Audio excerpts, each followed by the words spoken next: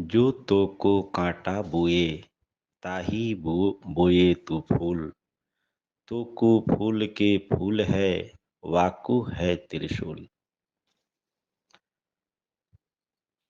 कबीरदास कहते हैं कि जो तुम्हारे लिए कांटा बोए उसके लिए तुम फूल बिछाना। सामान्य व्यक्ति तो यह सोचता है कि कोई हमें ईंट मारेगा तो उसका जवाब हम पत्थर से देंगे। लेकिन यह इसलिए सोचता है क्योंकि उसे प्रकृति के नियम का बोध नहीं है। कुदरत के कानून के बारे में उसे कुछ पता नहीं है। ज्ञानी महापुरुषों ने तो इतना ही कहा कि जो तुम्हारे लिए कांटे बो रहे हैं उसके लिए तुम फूल बो। क्योंकि जो कांटा बोता है वह कांटा प्रकृति के नियम के अनुसार उसके जीवन में कई गुना बढ़कर लौट आती है। और जो फूल बिछाता है उसके लिए, जो उसके लिए कांटे बो रहा है, तो प्रकृति के नियम के अनुसार उसके जीवन में खुशियाँ और समृद्धि और सफलताएं की झड़ी लग जाती है। उसे इतना प्रकृति देती है कि वह संभालने में भी असमर्थ होता है।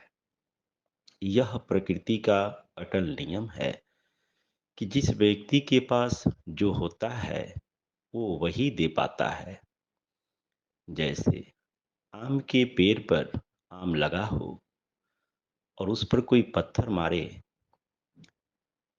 तो वह आम का पेड़ आम ही देगी, पत्थर का जवाब पत्थर से नहीं, क्योंकि उसके पास आम ही है।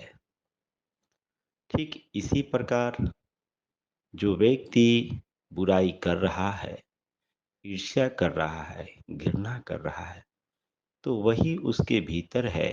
इसके लिए अन्य लोगों के साथ वह उसी चीज को बांट पा रहा है।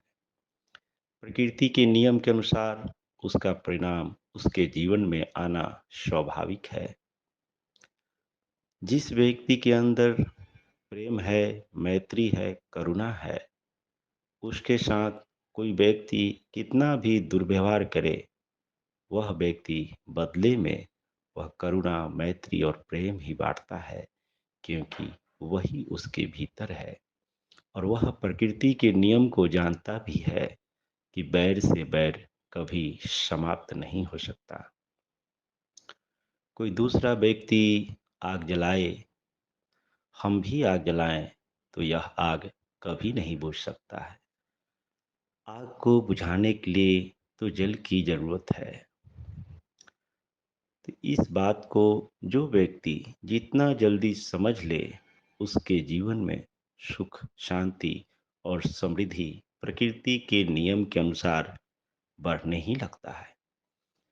इसलिए अगर आपके मन में यह भाव हो कि ईंट का जवाब हम तो पत्थर से देंगे, तो अपने जीवन में दुख, अशांति और दरिद्रता को पाने के लिए तैयार रहें। क्योंकि ये प्रकृति के नियम के अनुसार यह होना स्वाभाविक है। यह कुदरत का कानून है, विश्व का विधान है, निसर्ग का यही नियम है। आप सबका मंगल हो, सबका कल्याण हो, सबका भला हो, सबकी स्वस्ति हो, सबकी मुक्ति हो, चहु ओर सुख हो, चहु ओर शांति हो।